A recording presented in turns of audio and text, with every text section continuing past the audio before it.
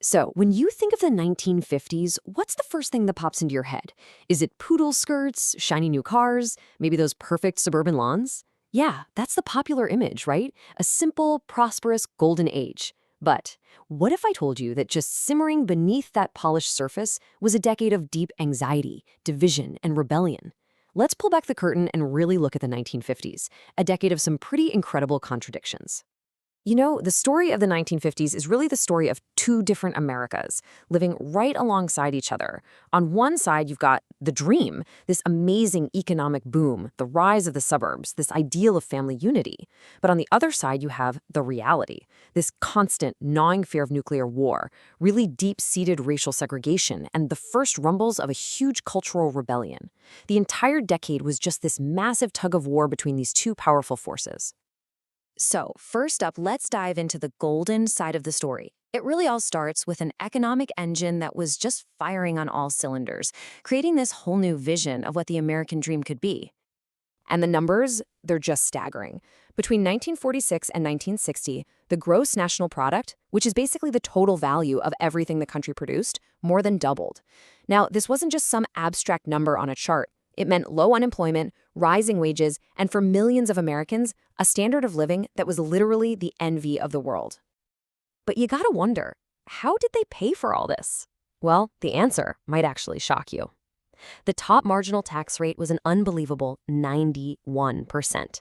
This is what funded huge infrastructure projects and, of course, the massive cost of the Cold War. It's a number that still sparks some pretty heated debates today. Okay, but here's the crucial context. That 91% rate, it only kicked in for the absolute highest earners. We're talking people making the equivalent of over $2 million a year today.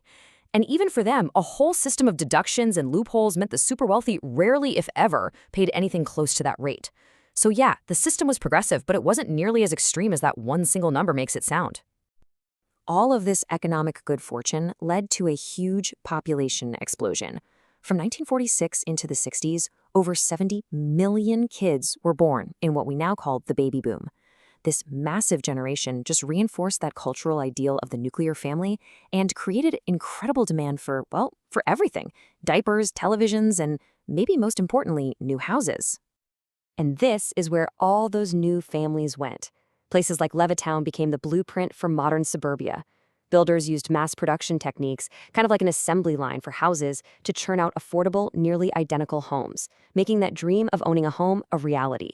And with new interstate highways to connect them, these communities literally built the physical American dream, completely reshaping the nation's landscape. But while American families were busy building new homes in the suburbs, they were also building something else in their backyards: bomb shelters. And this brings us right to the anxious heart of the decade: a world living under the constant shadow of total annihilation. This was the terrifying new reality of geopolitics. It was a doctrine called massive retaliation, and it basically meant there was no such thing as a small conflict anymore. Any aggressive move by the Soviet Union would be met with everything the US had. The response would be all-out nuclear war. And the tactic they used to enforce this was called brinkmanship. You'd intentionally push a crisis right to the absolute edge of nuclear war, betting that the other side would get scared and back down first. It was this terrifying, high-stakes game of nuclear chicken. And sure, you could say it worked during crises in Taiwan and Suez, but each time it brought the world terrifyingly close to catastrophe.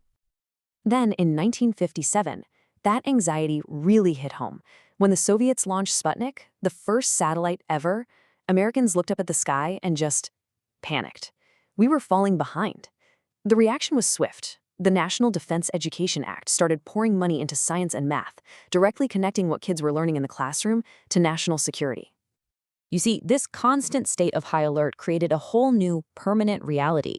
And by the end of the decade, even the president, Dwight Eisenhower, a celebrated five-star general himself, was getting worried. In his farewell address, he warned the country about what he called the military-industrial complex, this powerful, permanent partnership between the military and defense contractors, and he feared it could threaten democracy itself. So, that prosperity we were just talking about, and all those new suburban homes, it's time to talk about who was left out of that picture. Because that so-called golden age was built on a foundation of deep and often invisible inequality.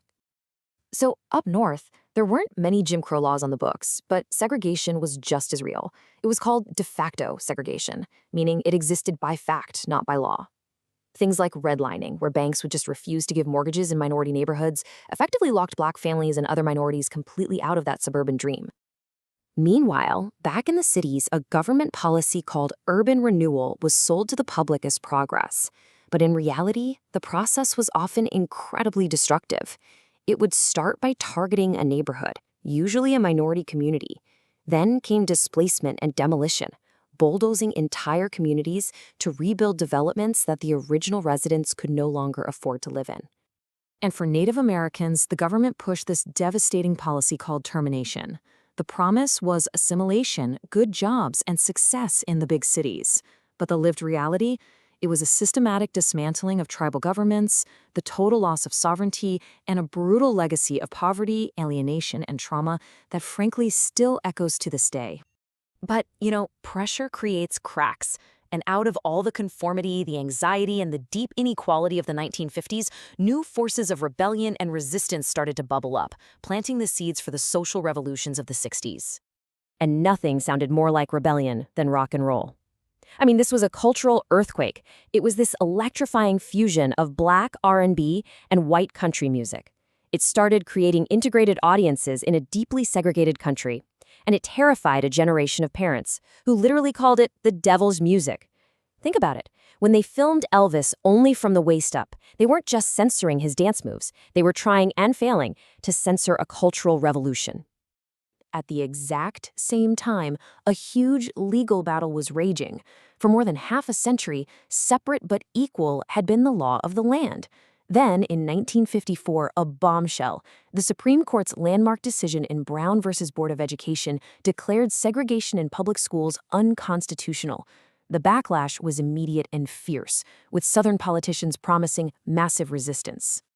But the fight was already moving from the courtroom to the streets. It was sparked by the quiet defiance of a seasoned activist named Rosa Parks. It was powered by the incredible sacrifice of an entire community that walked for 381 days.